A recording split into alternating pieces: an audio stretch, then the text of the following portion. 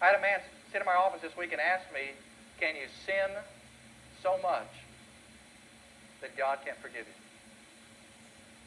My answer to him was, if you can find a sin that's bigger than what Christ did on the cross, I guess you probably could. But there's nothing that's going to be bigger than what Christ did for you on the cross. Where transgressions increased, grace abounded, superabounded.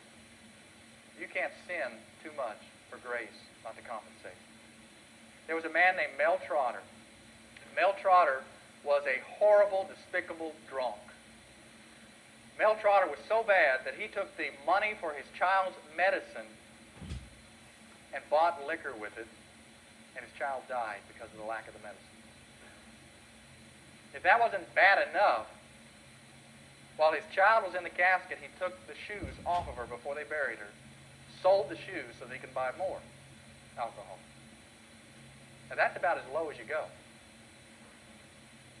God would certainly be right to do whatever to that guy.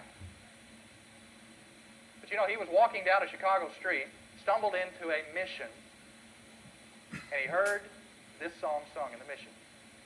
Amazing grace, how sweet the sound that saved a wretch like me.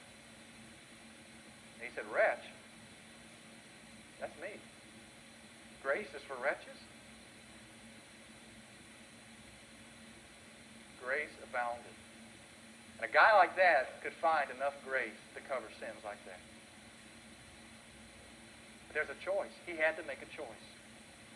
No matter how great or grave your sins are, we're all in the same boat. We come before Calvary and we make a choice. You can go one direction, take the road to being held accountable. What started in Adam, you're confronted with your accountability as part of it all, part of the human stream. You can reject God's free gift and be condemned. Or you can recognize that what happened in Adam, God compensated with a free gift. God sends His grace and abundance into your life. And by that wonderful wave of God's action in your life, you can be carried away to justification. You have a choice. It's a choice that's inescapable. You can't sit here today and say, well, I'm just not a religious person. I don't need to deal with issues like that. That's a choice. That's a choice that you're making.